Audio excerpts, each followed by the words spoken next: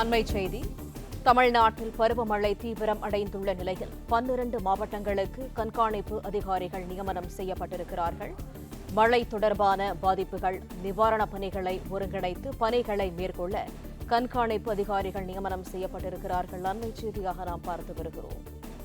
தமிழ்நாட்டில் பருவமழை தீவிரம் அடைந்துள்ள நிலையில் 12 மாவட்டங்களுக்கு கண்காணிப்பு அதிகாரிகள் நியமனம் செய்யப்பட்டிருக்கிறார்கள்.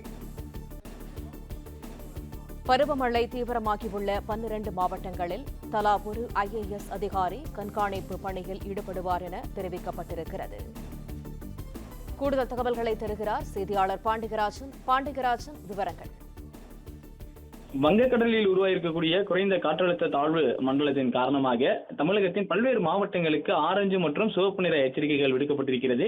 இந்நிலையில் இன்று சென்னை தலைமைச் செயலகத்தில் தமிழ்நாடு முதலமைச்சர் மு க ஸ்டாலின் அவர்கள் தலைமையில் இந்த வடகிழக்கு பருவமழைக்கான முன்னேற்பாடுகள் குறித்த ஒரு கலந்தாய்வு கூட்டம் நடைபெற்றது. அதன் பிறகாக 12 மாவட்டங்களுக்கு தற்போது கண்காணிப்பு அதிகாரிகளை நியமித்து தமிழ்நாடு முதலமைச்சர் அவர்கள் உத்தரவிட்டிருக்கிறார்கள்.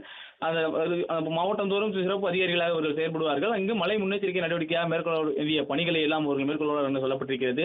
திருவள்ளூர், காஞ்சிபுரம், செங்கல்பட்டு, விழுப்புரம், கடலூர், மயிலாடுதுறை, திருவாரூர், நாகப்பட்டினம், தஞ்சாவூர், கள்ளக்குறிச்சி, அரியலூர், பெரம்பலூர் ஆகிய இந்த 12 மாவட்டங்கள்ல ஒரு சில மாவட்டங்களுக்கு ஆரஞ்சு நிற அலர்ட்டும், ஒரு சில மாவட்டங்களுக்கு சிவப்பு நிற அலர்ட், ரெட் அலர்ட்டும் கொடுக்கப்பட்டிருக்கிறது.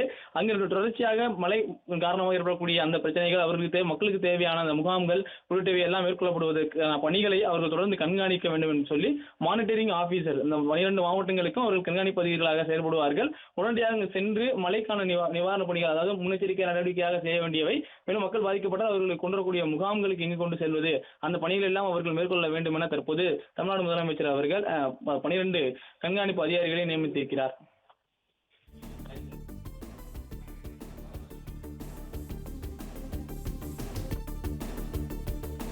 தகவல்களுக்கு நன்றி பாண்டிகராஜ்.